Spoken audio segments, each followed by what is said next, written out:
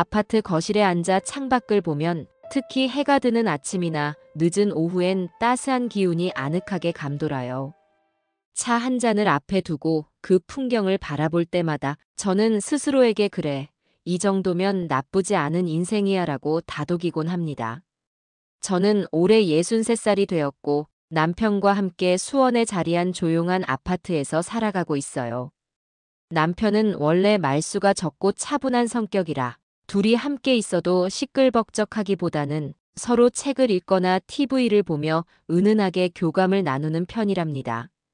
주로 저녁 시간이 되면 TV 속 드라마나 뉴스를 튼 채 저는 부엌 근처를 서성이고 남편은 거실 소파에 느긋하게 앉아 있어요. 당신, 저녁에 뭐 먹을래? 아무거나 괜찮아. 이런 소소한 대화가 반복되는 것이 우리 부부의 일상이랍니다. 돌이켜보면 저는 40대 초반에 당뇨 판정을 받았을 때가 인생의 가장 큰 전환점 중 하나였던 것 같아요. 처음에는 적잖이 충격이어서 내가 이렇게 관리를 하며 살아가야 하다니 하고 한참 울기도 했어요. 하지만 의사 선생님이 비교적 희망적인 말을 해주셨어요. 당뇨는 관리만 잘하면 크게 문제되지 않습니다. 식이요법과 운동, 꾸준히 신경 써주세요. 그 말을 믿고 저 나름대로 식사량을 조절하고 산책을 빼먹지 않는 습관을 들였어요. 그렇게 십수년이 지나는 동안 당뇨는 제 생활의 일부가 되었고, 이제는 혈당계 수치를 체크하는 것도 별로 어렵지 않아요. 남편 역시 제 식단에 맞춰주느라 닭가슴살 위주의 반찬을 준비하거나 튀긴 음식보다 찜이나 구이 쪽으로 요리 방식을 바꾸는 등 나름대로 도움을 많이 줬습니다. 그러다 보니 자연스레 집안은 달달한 간식과는 거리가 멀어졌어요. 쿠키나 케이크 같은 것은 어쩌다 손님이 오시는 때나 특별한 날에만 준비하고 평소에는 과일도 당도가 높은 것보다는 사과 자몽 등을 조금씩만 먹었답니다. 그러다 보니 아들 현우가 성장할 때 저는 늘 마음 한구석이 미안했어요. 어린아이들은 초콜릿이나 사탕을 좋아하잖아요. 그런데 엄마가 당뇨라 집 안에서는 단 음식을 거의 구경하기 어려웠으니 혹시 현우가 우리 집은 왜 이렇게 간식이 없어? 하고 속으로 불만을 갖진 않았을까 싶어서요. 물론 현우가 겉으로 그런 티를 낸 적은 거의 없었어요. 오히려 엄마, 나 이거 먹어도 돼요? 하며 물어보던 아이였죠. 그래도 저는 엄마로서 괜히 죄책감이 들곤 했답니다. 하지만 그럼에도 현우는 무탈하게 그리고 아주 잘 자라주었습니다. 명문 대학교에 입학해 대기업에도 합격했고 일찍 결혼해서 제게 예쁜 며느리를 데려왔죠. 결혼 초반까지만 해도 자주 집에 오고 어머니, 뭐 필요한 거 없으세요? 하고 곧잘 물어보곤 했는데 결혼 생활이 안정되고 직장일이 바빠지자 자연스레 연락이 뜸해졌어요. 그래도 카톡 정도는 주고받았죠. 엄마, 나 잘 지내니까 걱정 마세요. 남편도 제게 종종 물어요. 당신, 현우네는 이번 설에 올 것 같아? 글쎄, 작년엔 하루 잠깐 들렀잖아. 이번에도 비슷하지 않을까? 남편의 목소리는 늘 희미한 기대를 품고 있으면서도 혹시나 실망할까봐 미리 방어하는 듯한 뉘앙스가 담겨 있어요. 저도 사실 똑같은 마음이에요. 안 오겠지 하고 체념하면서도 막상 명절이 가까워지면 작은 바람이 생기더라고요. 이번엔 좀 오래 머무르지 않을까? 뭔가 선물을 준비해 오지 않을까? 이번에 현우가 성과급을 꽤 받았다는데 혹시 우리 쪽도 좀 챙겨주려나? 남편은 낮은 목소리로 그렇게 기대감을 내비쳤어요. 상상만으로도 괜스레 마음이 들떴어요.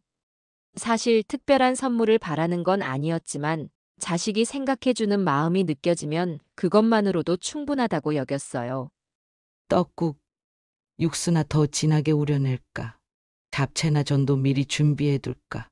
이런저런 요리를 구상하는 동안 예전부터 좋아하던 반찬들을 아들이 맛있게 먹던 모습이 자연스레 떠올랐습니다.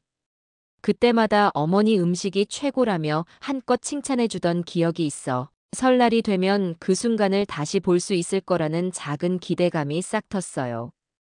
아들이 올해는 정말 달라졌을까? 아니면 작년처럼 잠깐 얼굴만 비추고 갈까? 스스로도 헛된 희망은 갖지 말자고 다짐하면서도 마음 한구석에서 자꾸만 이번에는 좀 더 머물러 주지 않을까? 하는 소리가 들려왔어요. 그렇게 조용히 설을 준비하게 되었습니다. 설날이 오기 전날이 되자 딸과 사위가 먼저 집을 찾았습니다. 딸은 저와 성격이 닮아 씩씩하고 똑 부러지는 타입이라 시댁이든 친정이든 어디서나 예쁨을 받는 아이죠. 사위 또한 퍽 점잖으면서도 재치가 있어서 함께 있으면 즐거운 시간이 됩니다. 둘 다 무척 바빠도 명절이면 먼저 달려와 제 곁에 있어주니 참 고맙기도 하고 미안하기도 하지요. 그날 밤 주방에서 딸과 함께 전이나 나물 등 음식을 준비하고 있었어요. 장판 위에 재료들을 깔아두고 딸이 파를 송송 썰고 저는 당근과 부추 등을 다듬고 있었죠. 그러다 사위가 곁에 와서 장인어른이 골프를 좋아하시니 제가 명품 골프채를 한번 준비해 볼까 해요. 어머, 우리 사위 통 큰데 장인어른이 엄청 좋아하시겠네. 딸이 그 말을 듣고 저를 힐끔 보며 얘기를 이어갔어요. 아빠가 골프채 갖고 싶다고 말한 것도 아닌데 사주려나 봐. 그래도 우리 가족이니까 보답하려고 그런다고. 그런데 들은 김에 말인데 오빠도 이번에 뭔가 큰 거 준비 중이라던데?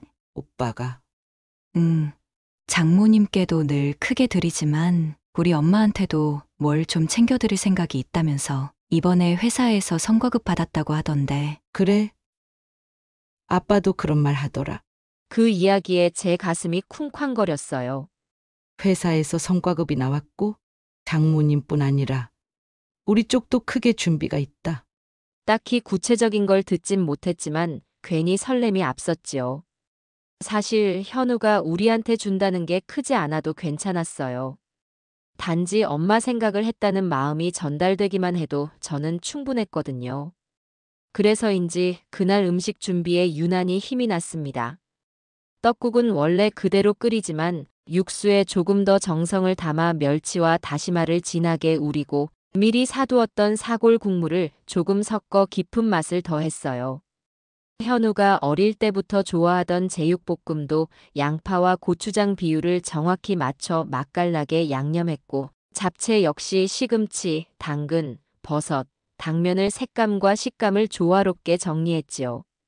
저는 당뇨 때문에 이런 음식을 잔뜩 먹지는 못하지만 현우만큼은 배불리 먹도록 해주고 싶었어요. 남편 역시 기대감에 부풀어 있었습니다. 그는 TV를 틀어놓고도 집중하지 못하고 계속 궁금해하는 기색이 역력했죠. 여보, 올해 현우가 가져올 게 뭘까? 건강보조식품일까? 아니면 내가 좋아하는 홍삼이라도. 글쎄, 요즘 홍삼도 종류가 워낙 많다던데. 남편이 혼잣말처럼 중얼거리면 저도 괜히 웃음이 났어요. 정말 뭘까? 아들 마음이 담겨 있기만 해도 뭐든 괜찮아. 우리 가족은 돈이 많지는 않아도 마음으로 서로를 챙기는 걸 큰 가치로 삼았거든요. 그렇게 설날을 하루 남긴 날 밤, 딸 부부와 함께 오순도순 만찬을 즐겼어요. 오랜만에 모두 모인 자리라 화기애애했고 사위는 술 한 잔 걸치며 남편과 골프, 직장 이야기를 나누느라 시간 가는 줄 몰랐지요. 저는 한쪽에서 딸과 속삭이듯 물었습니다. 근데 진짜로 현우가 뭔가 준비했다니.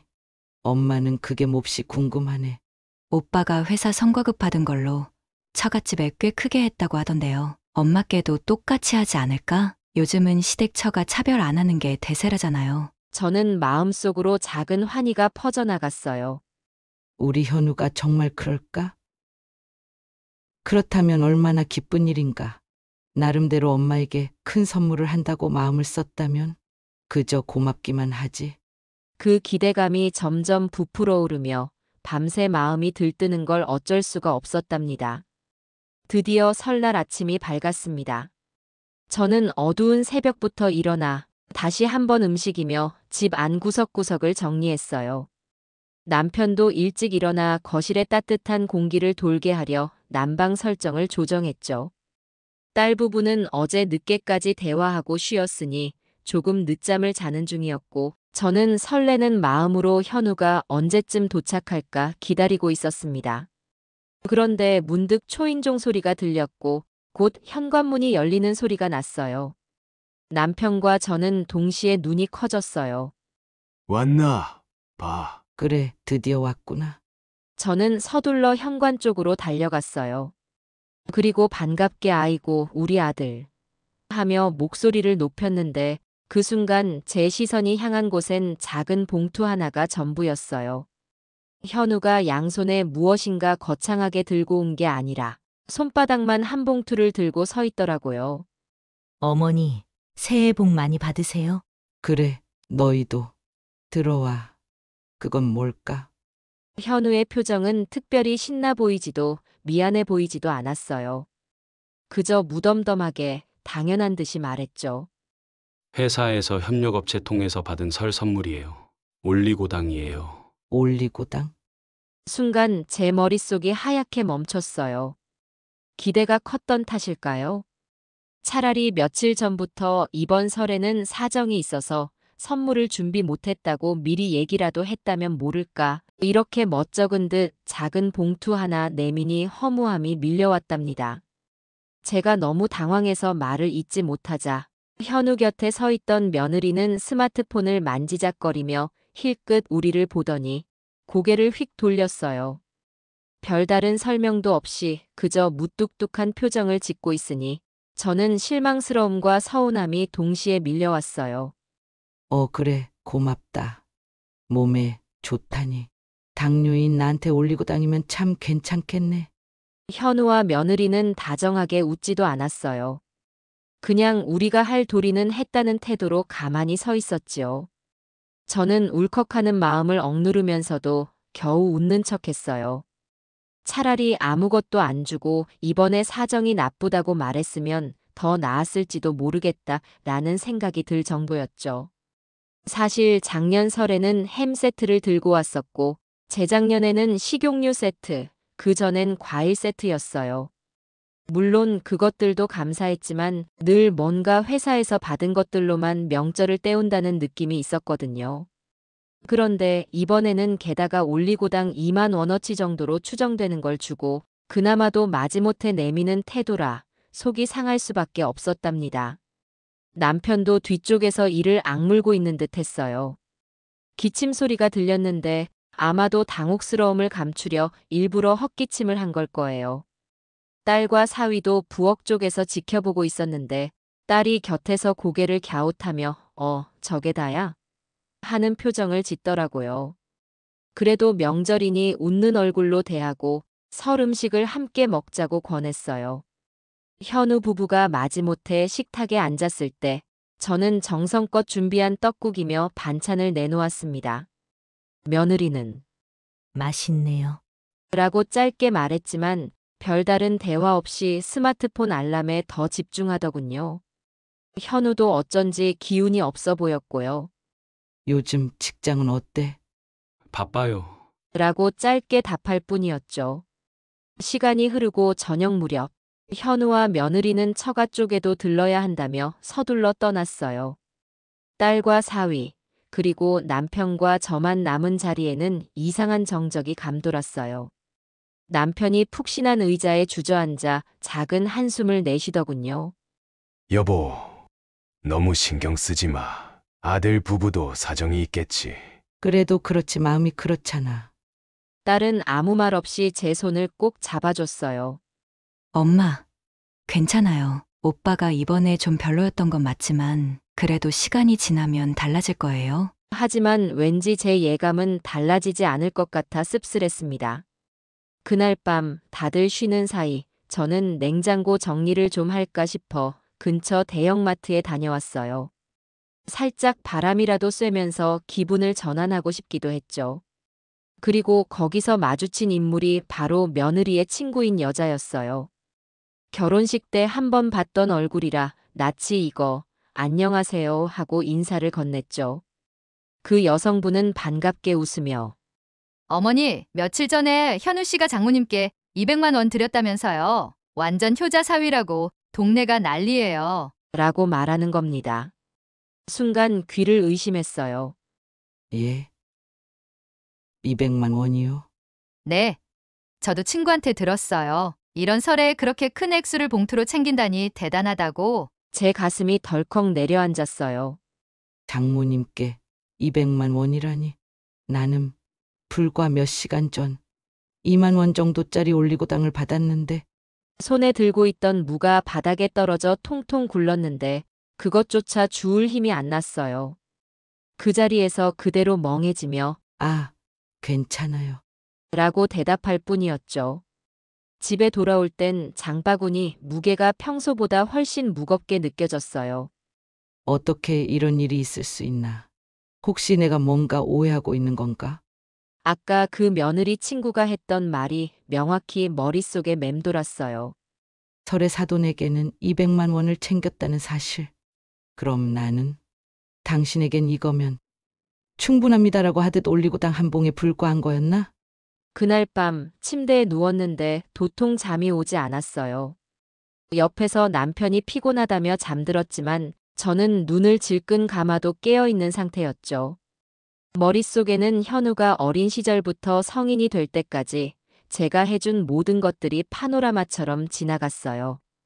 내가 현우를 얼마나 정성껏 키웠는데 남편과 저는 둘 다 직장과 아르바이트를 병행하면서 현우 교육비를 마련했어요. 새벽엔 학교 급식실 일, 주말엔 식당 서빙까지 저 스스로 일했어요. 휴일도 반납하고 열심히 모은 돈을 아들 학원비, 참고서, 과외비로 쏟아부었죠. 그리고 현우는 고등학교를 우수한 성적으로 졸업해 명문대학교에 들어갔고 졸업 후 대기업에 합격하는 멋진 이력으로 우리를 기쁘게 했어요. 그 과정에서 제가 당뇨 때문에 힘들어할 때 현우는 이렇게 말했어요.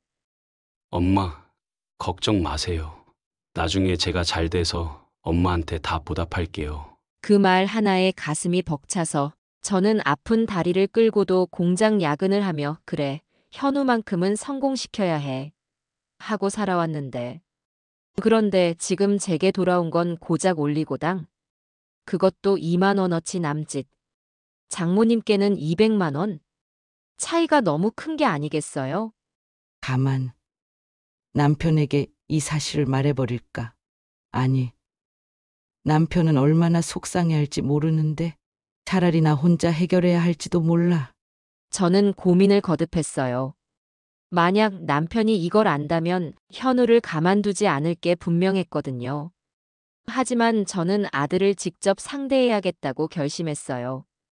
참으로 배신감이 들었지만 나도 가만히 당하고만 있진 않겠다고 마음먹은 겁니다. 그래.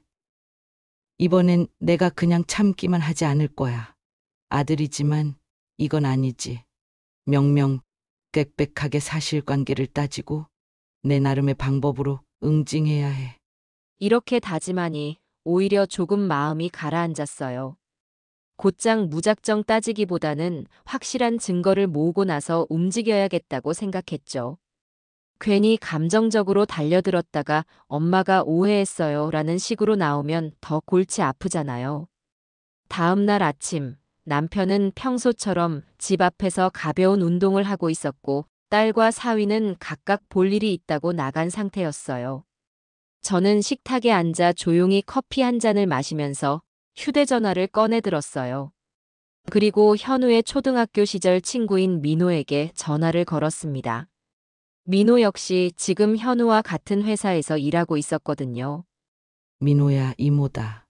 잘 지내니? 이모. 정말 오랜만이에요. 왜 이렇게 갑자기 연락하셨어요?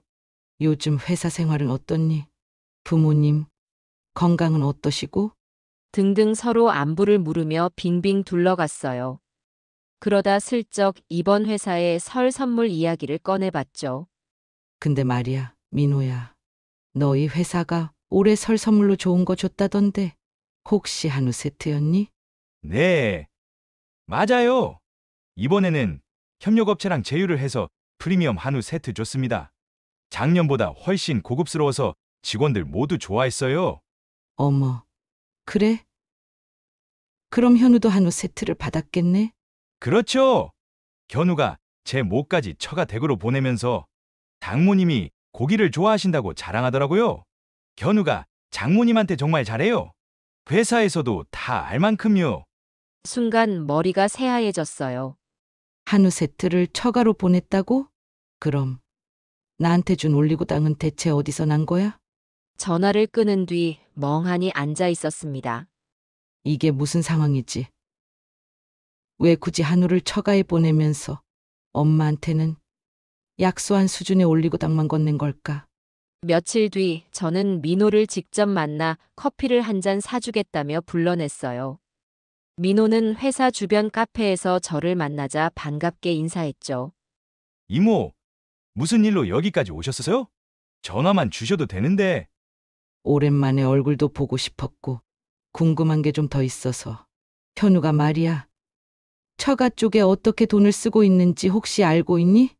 민호는 잠시 망설이다가 털어놨습니다. 사실 현우가 처가 댁 사업에 큰 금액을 투자했다더군요. 그걸 매달 갚아야 한다고 해서 성과급이 나오면 바로 처가 쪽에 보내고 있다고 들었어요. 현우가 장모님이 나한테 베푼 은혜가 커서라도 이건 꼭 갚아야 해 라고 말하곤 해요. 그래서 다들 현우를 좋은 사위로 보고 있었는데. 그 말을 듣고 제 머릿속에는 스파크가 튀는 듯 했어요. 그래서 우리 집 전세금도 안 돌려주고 핑계만 대고 있었던 거구나.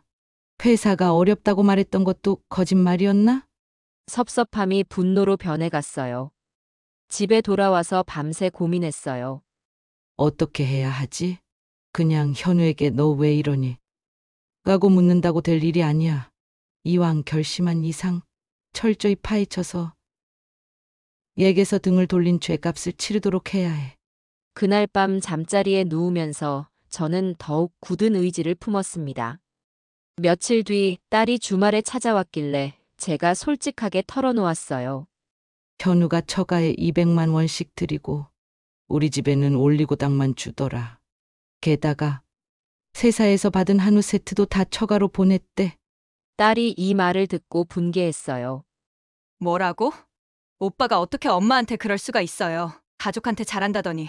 이게 무슨 꼴이죠? 엄마, 내가 조사를 좀 도와줄게요.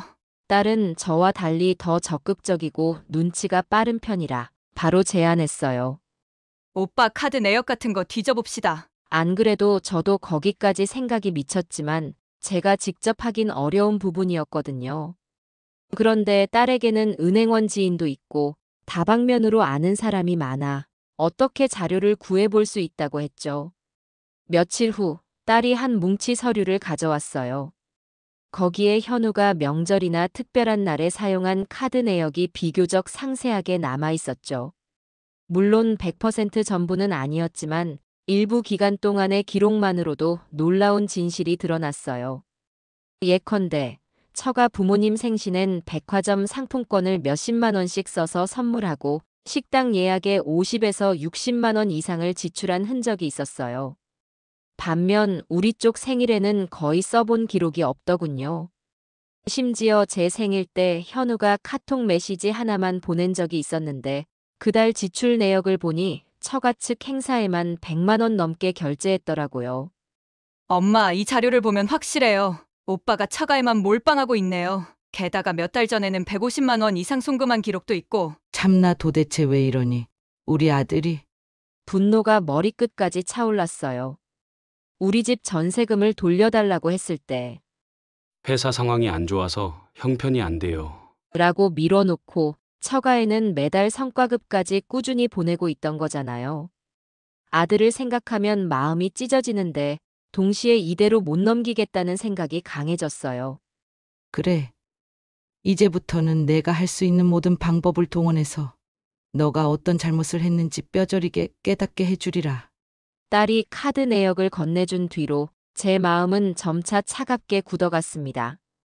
몇 번을 보아도 믿기 힘들 만큼 현우는 우리 집에는 말 그대로 손톱만큼도 쓰지 않고 처가엔 한없이 퍼주는 기록이 너무 명확하게 드러나 있었거든요. 우리가 언제부터 이렇게 소외받았나 하는 서러움이 점점 분노로 바뀌었어요. 한편 예전 같으면 자식이 힘들어서 그랬나 보네 하고 마음을 너그럽게 썼을 텐데 이번만큼은 그냥 넘어갈 수 없었어요. 엄마, 나도 이거 보고 너무 화나요. 오빠가 어쩌다 이렇게 된 거야? 글쎄, 예전엔 그렇지 않았는데 사돈에게 큰돈을 갚아야 한다고 해도 우리 전세금까지 안 돌려주고 명절에 올리고 당이라니. 딸도 옆에서 가만두면 안 된다고 부추겼어요. 사실 저도 이미 결심한 상태였죠. 그냥 대놓고 너 왜 이러니? 하고 소리 지르는 걸로 끝낼 일이 아니라 체계적으로 복수하고 싶었어요. 이는 단순한 울분 해소가 아니라 현우가 자신의 잘못을 분명히 깨닫도록 만들어주겠다는 목적이기도 했지요. 그렇게 마음먹으니 자연스레 해야 할 일이 보이기 시작했어요. 먼저 명예에 타격을 줄 필요가 있다고 생각했어요. 현우는 처가 앞에서 성실하고 열심히 사는 사위라는 평가를 받고 있었고, 그것이 스스로 꽤나 자랑스럽고 안락해 보이는 모양이었거든요. 그래서 떠오른 게 현우네 아파트 단지 주민 카페였습니다. 며느리가 그 카페에서 꽤 활발히 활동한다는 말을 언젠가 들었거든요. 마침 딸이 그러더군요. 그 카페, 나도 아이디 있어요. 동네 엄마들하고 종종 정보 교환하느라 가입해놨었죠. 비밀번호가 기억날지 모르겠지만 한번 들어가 볼게요. 딸이 카페에 로그인해보니 과연 최근 몇 달간 며느리가 올린 흔적들이 제법 있었어요. 어머님 댁에 놀러 갔어요. 같은 글은 거의 없었지만 처가 관련 내용이나 아이와의 일상 같은 건 간간히 올라와 있더군요. 엄마, 여기서 어떻게 하시겠어요? 일단 익명 게시판에 글을 올리자. 모 대기업 과장님이 장모님께는 몇백만 원씩 드리고 시어머니는 당뇨라며 올리고 당으로 때웠다. 이런 식으로. 딸은 처음에 정말 해도 되느냐고 망설였지만 제 의지는 확고했어요. 그래서 바로 익명 게시판을 열고 글을 썼어요. 이름도 전혀 유추되지 않게 설정하고 말이죠. 글의 내용은 충격적이면서도 구체적으로, 그러나 특정인이 누군지는 직접적으로 지명하지 않는 식으로 작성했습니다. 분당 모 아파트에 사는 대기업 과장님께서요. 평소 처가에는 명절 때마다 수백만 원이나 드리고 자기 엄마네는 2만 원짜리 선물 세트로 가름한다는 얘기가 있네요. 자기 엄마가 당뇨까지 있으신데 올리고당을 드렸다지 뭐예요. 혹시 이분 아시는 분 계실까요? 진짜인지 궁금해서 글 남겨봅니다. 작성하고 게시 버튼을 누른 직후 저는 왠지 긴장과 동시에 통쾌함을 느꼈어요. 그래, 이게 시작이야. 너가 무심히 내뱉은 말과 행동들이 어떤 결과를 낳는지 직접 보렴. 며칠 뒤 딸이 휴대전화로 보면서 말하더군요. 엄마, 댓글 폭주했어. 벌써 수십 개 달렸어요. 사람들은 말도 안 된다. 그런 경우가 어딨냐? 그 과장님 뭔가 사정이 있는 거 아니냐. 시댁이 부유해서 그럴 수도. 등등 온갖 의견을 쏟아냈어요. 그 사이에 구체적인 추측도 조금씩 나오고 있었어요. 분명 며느리 친구나 이웃들도 눈치를 챘으리라 짐작이 됐어요. 그리고 그날 밤 민호에게 카톡이 왔어요. 이모, 혹시 단지 카페에 올라온 글 보고 현우 와이프가 화들짝 놀란 것 같아요. 회사에서도 누가 그 소문을 듣고 현우한테 물어봤다는데 현우가 당황해서 헛웃음만 지었다고 하네요. 저는 모른 척했고 속으론 이제 막 시작이라고 생각했죠. 추석이 다가오는 시점 현우 쪽에서 먼저 전화가 왔습니다. 며느리가 그러더군요. 어머니, 이번 추석에는 저희가 먼저 들르려고요. 시댁에 오래 못 있어서 죄송해서요. 톤이 평소보다 훨씬 낮고 조심스러웠어요. 아마 카페 글이나 소문 때문에 불안감을 느낀 게 아닐까 싶었어요. 저는 담담하게 그래, 그러면 오려무나라고 했어요. 속으론 잘 들어왔다. 이번엔 너희가 어떤 표정을 지을지 보자 하는 마음이었죠. 추석 당일 오전 현우 부부가 현관문을 열고 들어오는데 현우가 또 회사 로고가 크게 박힌 선물 세트를 들고 있더라고요. 저는 속으로 웃음이 나왔어요. 역시 또 시작이군. 회사 선물에 기댄 패턴이 여전하네. 근데 그 웃음은 기쁨이 아니라 냉소에 가까웠죠. 현우야, 며느리야, 들어와. 이번에도 회사 선물이구나. 아, 예. 이번에는 참기름 세트인데 몸에 좋다고 해서. 저는 고맙다고 짧게 대답하고 미리 준비해둔 서류 봉투를 거실 탁자에 슬쩍 올려뒀어요. 거기에는 현우가 그동안 처가에 쓴 카드 내역, 그리고 민호와의 통화 내용, 회사 선물 목록 정리한 자료 등이 빼곡하게 들어 있었습니다. 다 같이 식탁에 앉기도 전에 제가 봉투를 톡톡 두드리며 말했어요. 현우야, 이거 한번 볼래? 네? 무슨? 현우가 봉투를 꺼내 펼쳐보자 점차 얼굴이 하얗게 질리기 시작했어요. 장모님께 몇백만 원, 호텔 식당 영수증, 백화점 상품권 지출, 그리고 민호와의 메시지 캡처에 처가 댁에 한우 세트 보냈다는 구체적인 내용까지. 며느리는 옆에서 안절부절 못하며 현우를 쳐다봤어요. 어머니, 이게 다 뭔가요? 그냥 내 나름대로 조사한 거야. 내 아들이 우리 집 전세금도 안 돌려주고 처가의 빚을 갚느라 정신이 없다더니 명절 때마다 장모님께는 200만 원씩. 그리고 이번에 내가 올리고당 받은 거 그게 참 괴상해서 회사에서는 한우 세트를 줬다면서? 그건 사정이 있어서. 현우는 식은땀을 흘리면서 부들부들 떨고 있었어요. 며느리가 대신 해명하려고 했지만 제가 가차없이 말을 잘랐죠. 자, 사정이 있다고 쳐. 그렇다고 당뇨인 엄마한테 아무 말도 없이 올리고당 하나 달랑 들고 와. 이게 지금 말이 된다고 생각해? 올리고당이 뭔지는 알고 가져온 거야? 아니면 엄마는 건강 챙길 필요 없다는 식으로 대충 떼어 버린 거야? 아니, 당뇨 환자에게 꼭 올리고당을 줘야겠다고 생각한 이유라도 있어? 빨리 죽으라는 거야? 정말이야? 몸 챙기라며 갱년기 영양제라도 사다 줄 수 있잖아. 근데 굳이 올리고당을 줘. 이것만 보면 너 당최 상식이 있는 애 맞니? 네 장모님한테 200만 원씩 드리는 건 또 무슨 논리야? 우리 전세금 돌려준다고 약속 다 해놓고서는 왜 벌써 몇 달째 차일피일 미루고 있어? 회사 사정이 안 좋아서라고 핑계댔지만 정작 처가엠 매달 꼬박꼬박 돈 갖다 바쳤다고? 그런 주제에 우리 집에는 설날에 달랑 몇만 원 안 하는 선물 세트 하나 들고 와서 고작 이거 드세요 하고 끝이라니. 나중에 내가 불평이라도 하면 어머니가 당뇨 있어 건강 챙겨야 하니까 올리고당이 딱이죠. 이러고 넘어갈 작정이었니? 머리에 뭐가 들었길래 가져와도 올리고당을 가져와? 우습게도 정도가 있지. 내가 지금 얼마나 열받고 황당한 줄 알아? 내가 너 키우느라 얼마나 고생했는 줄 알아? 새벽부터 밤까지 식당이며 공장이며 뛰어다녔던 건 전부 너를 위해서였다고. 엄마 건강도 제대로 못 챙기면서 너 학원비며 교재비 대느라 허리띠 졸라맸어. 그런데 네가 처가에 빚진 돈은 꼬박꼬박 갚으면서 전세금은 뭐 아예 깔아뭉개기라도 하겠다는 거야? 눈앞에서 이런 일 겪고도 내가 널 가만히 둘 것 같아? 너 이러다가 진짜 큰 코 다쳐. 아무리 결혼해서 금가했다고 해도 부모를 아주 우습게 보는 건 잘못이야. 특히 돈 문제로 이렇게 뒤통수를 칠 거면 아예 연락 끊고 네 멋대로 살던가. 아니면 지금이라도 정신 똑바로 차리고 네가 했던 거 사과하고 즉시 다 정리해. 왜 약속대로 전세금 안 돌려주고 사돈한테는 200만 원씩이나 갖다 바치는지 오늘 당장 이유를 설명해봐. 도저히 납득이 안 되니까.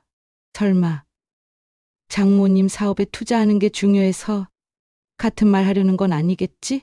엄마는 그냥 기계처럼 무시해도 된다고 생각했나 본데. 미안하지만 이젠 안 참는다.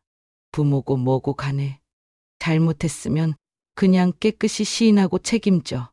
네가 그렇게 처가에 잘하려고 작정했다면 최소한 시댁한테도 그 반이반이라도 성의 표시를 해야지. 난 지금부터 네가 어떤 궤변을 늘어놓든 받아줄 생각 없어. 말 돌리지 말고 속에 있는 거 다 털어놔. 아니면 앞으로 우리 모자 관계도 끝이야. 엄마, 죄송해요. 저희도 사업 투자금이 급했거든요. 거봐. 그 말 할 줄 알았어. 그래서 너희 처가는 챙기면서 우리는 안중에도 없었다 이 말이니? 순간 현우가 고개를 푹 숙였어요. 어머니, 정말 죄송해요. 저희가 잘못했어요. 며느리는 핸드폰을 움켜쥐고 흔들리는 목소리로 덧붙였죠. 엄마, 우리도 언젠가는 크게 보답하려고 했어요. 근데 장모님도 워낙 재정이 필요하다 보니 우선순위를 두다 보니 그렇게. 좋은 핑계인가 보다. 우리 집은 우선순위는 없었나 보네. 혹시 사돈이 너네한테 돈을 보태줬다는 사실만 중요한 건가? 그건 엄마가 사정을 좀 더 이해해 주실 거라 생각했어요. 그 말에 저는 비웃음을 지을 수밖에 없었어요. 그런 얕은 계산이 혹시나 통할 거라 여겼나 싶어 황당했죠. 옆에서 남편은 아무 말 없이 사태를 주시하고 있었어요. 딸과 사위는 어찌할 바 몰라 문간에 서서 이 광경을 지켜보고 있었지요. 어차피 들어봤자 변명밖에 안 나올 테니 제가 이번엔 단도직입적으로 말했어요. 그래, 이제 내 복수도 시작됐으니 앞으로 너가 내게 어떤 태도를 보이는지 한번 지켜볼 거다. 전세금 언제 줄 수 있는데? 이번 달 안에 어떻게든 마련해 볼게요. 좋아. 그게 안 되면 나도 또 다른 방법을 쓸 거야. 날 얕보지 마. 네. 현우는 울음 섞인 소리로 대답했어요. 며느리는 아무 말도 못하다가 결국 방으로 들어가 버렸고요. 딸과 사위도 묘하게 동정어린 눈빛으로 현우를 봤지만 저는 이걸로 부족하다고 느꼈어요. 앞으로 내가 할 수 있는 게 아직 더 남았다. 저녁이 되자 며느리가 방에서 나와 얼굴이 잔뜩 상기된 상태로 저에게 인사를 했어요. 어머니, 저희 이제 가봐야겠어요. 벌써? 아직 저녁도 제대로 못 먹고? 네. 저희 집에도 들러야 해서요. 저는 그 말에 픽 웃음이 났어요. 결국 또 그쪽이 우선이구나. 딸과 사위, 그리고 남편도 현우 부부가 떠나려는 걸 보고 뭔가 말리려 했는데 제가 말했습니다. 나도 보낼 사람은 보내야 해. 우린 우리끼리 식사하자. 밖에선 이미 어둠이 깔리고 있었지만 현우 부부는 황급히 짐을 챙겨 문을 나갔어요. 사실 그날 밤 제 심정도 복잡했어요. 분노가 치밀긴 했지만 한편으론 정말 아들이 왜 이리 됐지? 어디서부터 이 삐뚤어진 가치관이 시작된 걸까 하며 괴로웠죠. 그래도 각오한 이상 후회 없이 나가야 한다고 스스로를 다잡았어요. 이대로 물러서면 또 시댁을 무시하는 행동이 반복되겠지. 며칠 뒤 마트에서 장을 보다가 우연히 민호를 만났어요. 민호가 저를 보더니 눈이 커져서 이모, 현우가 장인어른 댁에서 난리가 났다고 하던데요. 처가 식구들이 자기 부모한테 그렇게 하다니 무슨 경우냐고 오히려 현우를 책망했대요.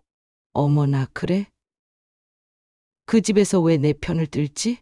아무래도 최근에 인터넷에 올라온 소문들이 있는 데다 장인어른도 자기 사업 이미지가 있으니 신경 쓰는 것 같아요.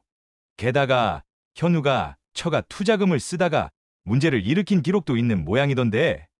민호의 말을 듣자 저는 묘한 카타르시스를 느꼈어요.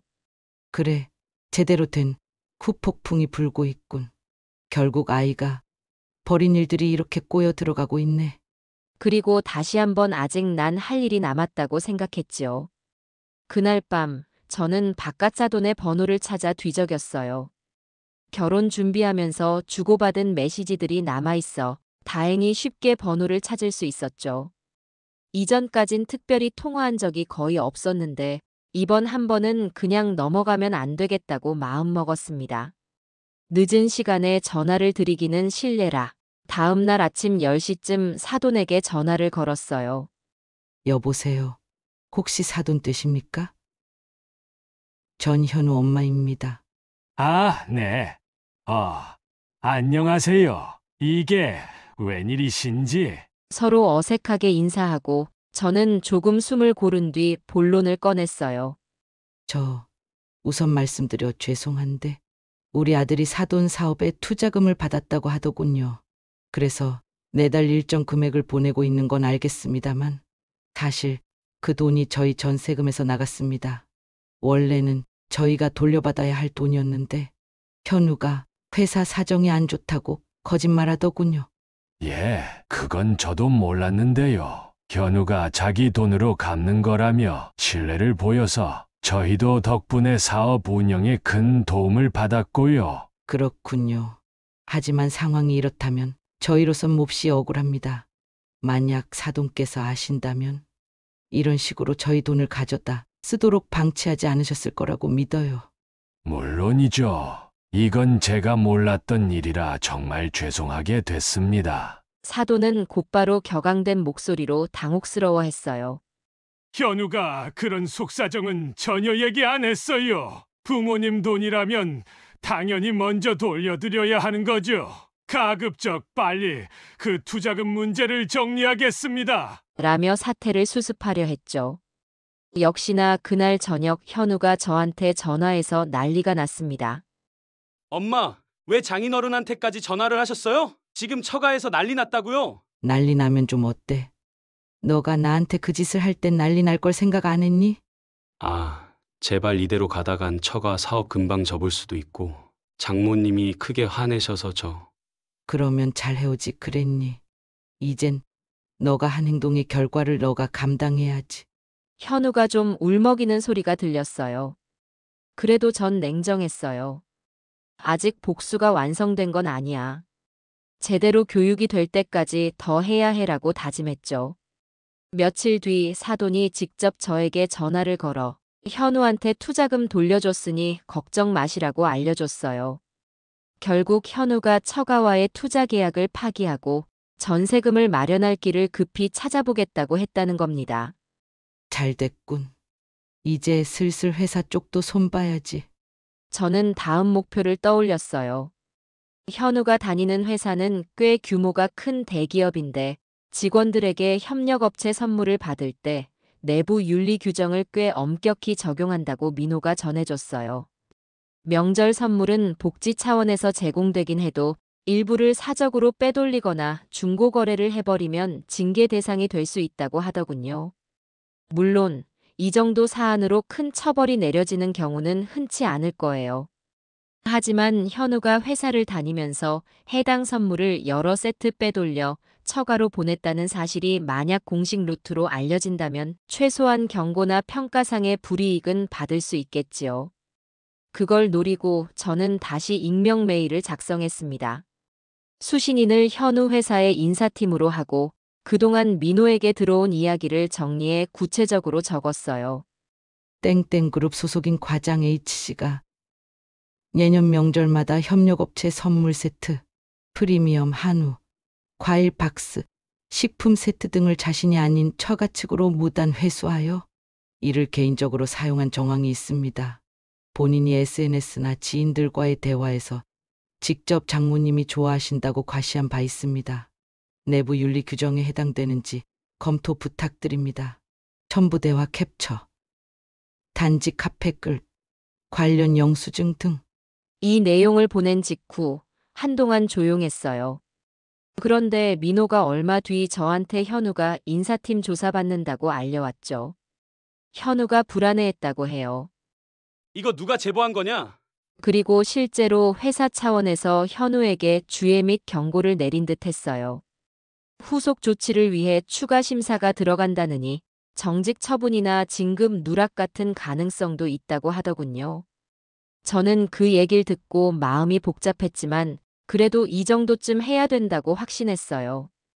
내가 이러는 게 혹시 너무 심한 건 아닐까 하는 생각이 잠깐 스쳤지만 다시금 아들이 했던 배신 행각이 떠올랐죠. 엄마한테 올리고당이나 주고 처가에겐 200만 원씩 바치다니. 이렇게 당하고도 아무 말 안 하면 앞으로도 계속 우리를 우습게 볼 거야. 며칠 뒤 밤늦게 현우가 전화를 해 울먹이며 말했어요. 엄마, 이번에 인사팀에서 조사받았어요. 협력업체 선물 이용했다고.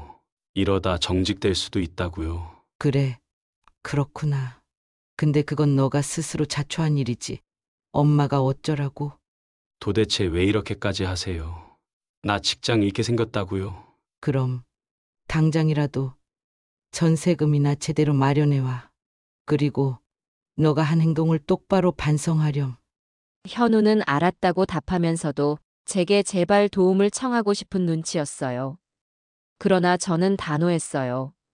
남편도 곁에서 우리 아들이지만 이건 분명히 잘못을 깨달아야 해. 라고 말해주니 더 힘이 났지요. 결국 현우는 정직 처분을 받았어요. 승진 이야기도 완전히 물 건너갔다고 들었어요. 민호가 전해줬어요. 현우가 회사에서 거의 왕따처럼 지내요. 처가에서는 돈 문제로 틀어지고 회사에선 싸늘해서 우왕좌왕 중이에요. 그걸 듣는 제 마음도 아주 편하지만은 않았어요. 그래도 이 정도 충격은 당해봐야지라고 스스로를 다독이며 흔들림 없이 버텼습니다. 정직을 받은 뒤로 현우는 집에 짱 박혀 있어야 하는 상황이 됐어요. 직장에 출근하지 못하니 수입도 줄었고 처가에서 도움받던 금전줄도 이미 끊겼지요. 사돈도 이런 식으로 시댁을 홀대한 사위와는 더 이상 사업 얘기 안 하겠다며 선을 그었다고 해요. 결국 현우는 제게 직접 찾아왔어요. 며느리를 동반해서 집 문 앞에 서 있는 그들의 모습이 참 초라해 보이더군요.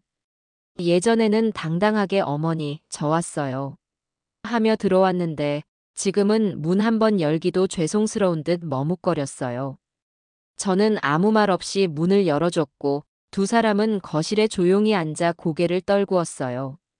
한동안 침묵이 흘렀죠. 남편과 딸 사위도 혹시나 해서 방 밖으로 나오지 않고 일부러 둘만의 시간을 주었어요. 마침내 현우가 무릎을 꿇더니 눈물을 글썽이며 말했어요. 엄마, 제가 잘못했습니다. 이제서야 알았어요. 제가 얼마나 염치 없었는지, 우리 집안을 어떻게 생각했는지. 그래, 뭘 알았는데?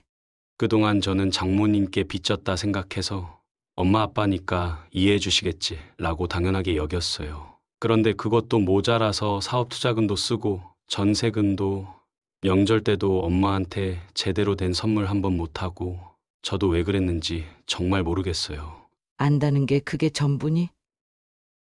너가 회사에서 빼돌린 선물? 나 몰래 처가에 바친 거. 장모님께 200만 원씩 매달 챙겨준 거. 그건 결국 너가 자랑을 위해서였던 거 아니야? 네, 사실 처가 쪽에서 자랑스러운 사위라는 말 들으면 기분이 좋았어요. 우리 집은 잘한다고 해도 누구 칭찬해주는 사람 없고 엄마는 당뇨로 힘들어하니 그냥 대충 때우면 되겠지 싶었죠. 현우가 여태껏 쌓인 죄책감을 토해내듯 고백했어요. 며느리도 울먹이면서 손으로 얼굴을 가렸어요. 어머님께서 이렇게까지 화내실 줄 몰랐어요. 저도 남편이 장모님 기쁘게 해주려는 마음이 예쁘다 생각했는데 결국 시댁에 대한 예의가 전혀 아니었네요. 그래, 너가 아직 어려서 그런 건지 아니면 시댁에 관심이 없어서 그랬는지 몰라도 결과적으로 우릴 우습게 본 거야. 정말 죄송해요, 어머니. 앞으로는 이렇게 안 살게요. 한 번만 기회를 주시면 저희가 제대로 달라진 모습 보여드릴게요. 저는 여전히 날 선 눈빛으로 두 사람을 바라봤어요. 솔직히 말하면 한편으론 벌써 마음 한구석이 짠하더군요. 그래도 굴복하기는 이르다고 생각했어요. 그동안 받은 상처와 배신감은 컸으니까요. 그래, 지금부터 어떻게 할 생각이니? 일단 전세금은? 이번에 처가와 투자 계약 끊으면서 제가 반은 마련했고 나머지는 은행 대출이라도 받아서 이번 달 안에 돌려드릴게요. 좋아. 그리고 회사는 정직이라며? 그간 잘못했으니 그걸로도 벌을 받고 돌아가면 예전처럼 처가에만 잘하진 않겠지? 네, 당연히요. 이젠 정말 엄마와 아버지한테도 성심껏 챙기겠습니다. 알았다. 일단 행동으로 보여줘. 그 전까지는 내가 아직 너희를 완전히 용서했다고 생각 말아라. 네, 알겠습니다. 현우와 며느리는 눈물을 줄줄 흘리며 고개를 숙였어요. 남편은 안방에서 이 소리를 듣고 있었는지 작은 기침을 하더니 밖으로 나와 한마디 거들었어요. 아들아, 나도 속상하다만 너가 정말 바뀔 마음이 있다면 우리가 너무 오래 화내진 않을 거다. 대신 너는 이런 짓 하면 안 된다. 아버지, 죄송합니다. 앞으로 정말 열심히 살게요. 그날 밤 현우 부부는 잠시 머무르다 갔어요. 저녁 식사 정도는 준비해 주었는데 예전처럼 반가운 손님 대접은 아니었죠. 당연히 우울한 분위기였고 현우도 며느리도 말수가 적었어요. 그래도 떠날 때 현우가 살짝 제 손을 잡고 작은 목소리로 엄마, 고마워요. 라고 하더군요. 아마도 용서의 여지를 조금이라도 느낀 것 같았어요. 저는 고개만 끄덕였습니다. 그 사건 이후 약 두어 달이 흘렀어요. 현우는 정직 기간을 마치고 회사에 복귀했지만 이미 평판이나 승진 기회는 많이 깎여나간 상태였대요. 그래도 어찌됐든 다시 일할 수 있게 됐으니 다행이라고 생각했어요. 제가 궁금해서 민호에게 근황을 물어봤더니 이모, 현우가 요즘 진짜 열심히 일해요. 점심시간에도 부서 정리 돕고 상사들 업무 매일 꼼꼼히 챙기고 예전처럼 처가 자랑 같은 말도 안 해요. 아마 충격이 컸나 봐요. 저는 조용히 그래. 그럼 됐다. 라고 대답했어요. 그리고 얼마 뒤 현우가 전세금 잔액을 마련해서 우리 계좌로 입금해줬습니다. 이제야 약속을 지키는구나 하는 생각에 안도감이 들었어요. 현우의 태도에도 큰 변화가 있었습니다. 예전엔 명절이 다가와도 회사 선물이 왔으니 가져갈게요 정도였는데 이번엔 달랐어요. 설이 되기도 전에 엄마, 제가 정성을 담아 준비했어요. 라며 작은 상자를 들고 왔어요. 거기엔 제 당뇨 관리를 위한 영양제 세트와 남편이 좋아하는 녹용황 같은 보조식품이 들어있었어요. 엄마, 이거는 오롯이 제 돈으로 산 거예요. 얼마 안 되지만 진심을 담았어요. 그래, 고맙다. 이렇게 해주니 내가 마음이 좀 풀린다. 정말 죄송하고 또 감사해요. 어머니가 저를 세게 한번 혼내주지 않았다면 전 계속 처가만 우선해서 살았을 거예요. 현우가 한껏 숙연해진 목소리로 이런 얘기를 하니 저도 마음이 좀 짠해졌어요. 며느리도 옆에서 덧붙이더라고요. 어머니, 저도 앞으로 많이 챙길게요. 잘못했어요. 그 말을 듣는 순간 비록 상처는 완전히 사라지진 않았지만 그래도 어느 정도는 마음이 풀렸어요. 어떤 방식으로든 깨달음을 얻었으니 이젠 더 낫게 살아가겠지. 하는 믿음이 싹 텄죠. 더욱이 현우가 회사에 복귀한 이후론 사돈댁과도 교류가 줄었다고 해요. 처가에 가더라도 이제 우리 형편도 안 좋으니 시댁과도 균형 잡히게 챙기겠다고 분명히 얘기했다고.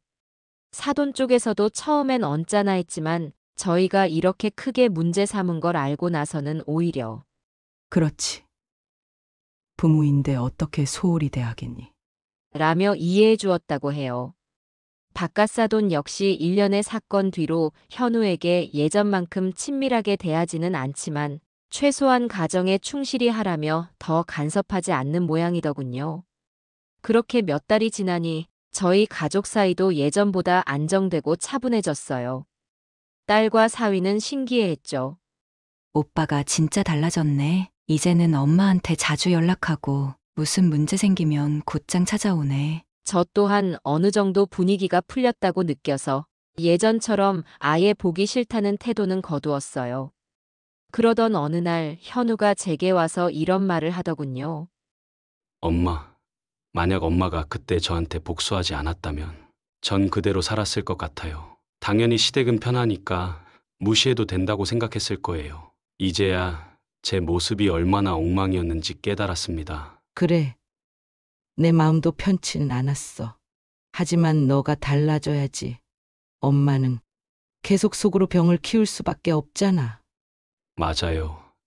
이젠 제가 엄마한테 제대로 효도할게요. 그동안 못했던 거 조금씩 갚아나갈 겁니다. 그 모습을 보니 비록 과정은 험난했어도 최종적으로는 좋은 방향으로 흘러간 듯 싶었어요.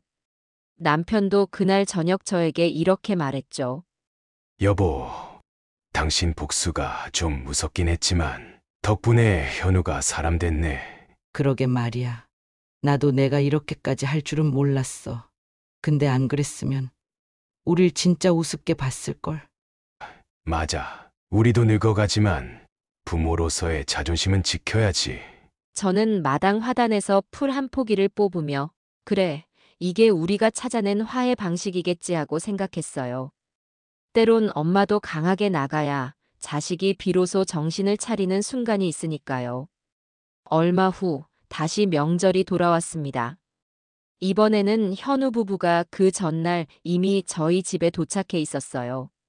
어머니, 미리 와서 도와드릴 게 있나 싶어서요. 며느리도 함께 전 부치고 나물 무치는 걸 거들었어요. 저는 그 모습을 보며 정말 달라졌네 하고 속으로 감탄했죠. 어머니, 이거 간은 괜찮아요? 조금 싱거운 듯하니 소금 약간만 더 넣어보렴. 네, 알겠습니다. 며느리 목소리에 이제 더 이상 차가움이 없어요. 어느새 시댁에 진심으로 융화하려 노력하는 느낌이 들었어요. 현우 역시 부엌 근처를 왔다 갔다 하며 설거지거리를 챙겨줬고요. 남편과 딸, 사위는 거실에서 TV를 보다가 종종 주방으로 와서 뭐 필요한 거 없어요? 물어보고 온 가족이 유난히 단란하게 어우러졌어요. 이번 명절 음식을 함께 준비하면서 마음 한켠이 찌르르했어요.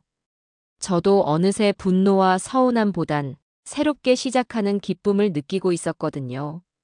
세찬 바람이 몰아쳤던 지난날을 떠올리면 이렇게 화목한 시간이 어쩌면 기적 같은 일이라 생각도 들었어요. 식사를 마친 뒤 현우가 조심스레 말했어요.